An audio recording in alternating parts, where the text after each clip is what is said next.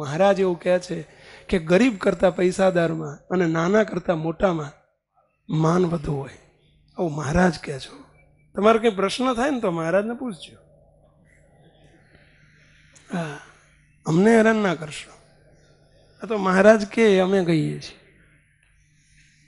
અને એટલા માટે મહેરબાની કરીને સત્સંગમાં કોઈ મોટા ના થશો.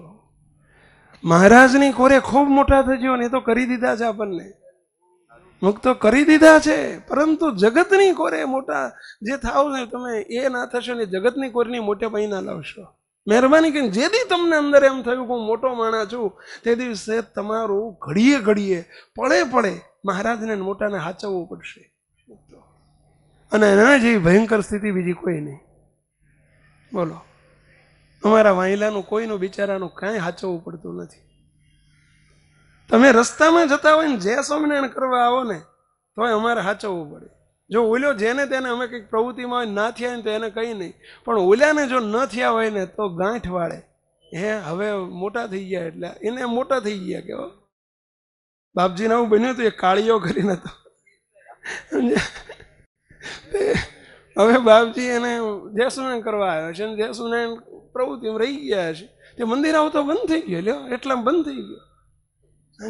હવે બાપજી પહેલા બધું નાનું તંત્ર હતું ને ત્યારે અમને જયસ્વામિનારાયણ કરતા હતા. હવે હું આવ્યો તો મને જયસ્વામિનારાયણ ના કરી તે નહીં નથી આવું મંદિર કે અરે તારો ભલો થાય તારો. એટલે આ શું છે આપણામાં, શું છે આપણામાં? એટલે જેને રાજી કરવા છે મહારાજને મોટાને, એને વળી સંકલ્પ કેવો.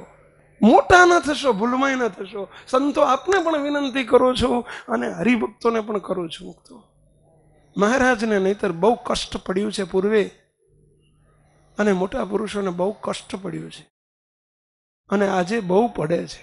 મુક્તો બહુ પડે છે, મોટાનું કષ્ટ બહુ પડે.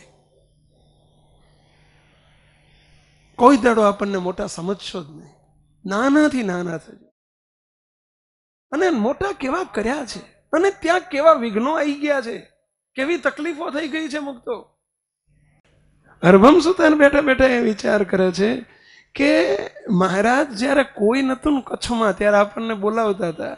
હવે મહારાજને આટલા બધા હરિભક્તો વધ્યા ને એટલે મહારાજને એનું માન આવી ગયું. શું કહે છે? મહારાજને માન આવી ગયું છે. તે આપણને કોઈ ગણતરી જ નહીં, આપણને બોલાવતા જ નથી. એટલે મહારાજમાં માન આવી ગયો. સાંભળજો આ પ્રતિબિંબ. અરીસામાં તમને જ્યારે મોઢું તમે સામે ઉભા રહો અને અરીસામાં જુઓ ત્યારે જે કાળો ડાઘ દેખાય છે, કાચને લોવાની જરૂર નથી મૂર્ખા. કાચ ઉપર કાળો ડાઘ નથી. એ ડાઘ છે શાનો છે પેલા? કાચમાં દેખાય છે, પણ અહીંનો તારા મોઢાનો છે, કાચનો નથી.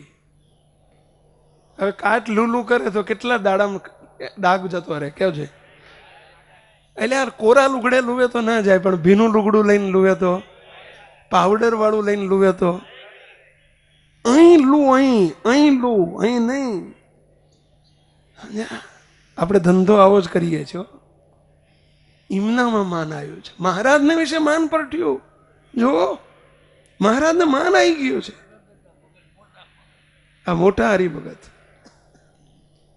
શ્રીજી મહારાજે અંતર્યામીપણે મુક્તાનંદ સ્વામીને પ્રશ્ન પૂછ્યો. મુક્તાનંદ સ્વામી, અમે એક જણો બેઠો બેઠો વિચાર કરે છે કે હું 50 ગૌથી છેટેથી આવ્યો, પણ હું તો સ્વામી અમે ક્યાંથી આવ્યા છીએ? સ્વામી અમે ક્યાંથી આવ્યા છીએ? કોઈ જીવને ભાન પડે છે?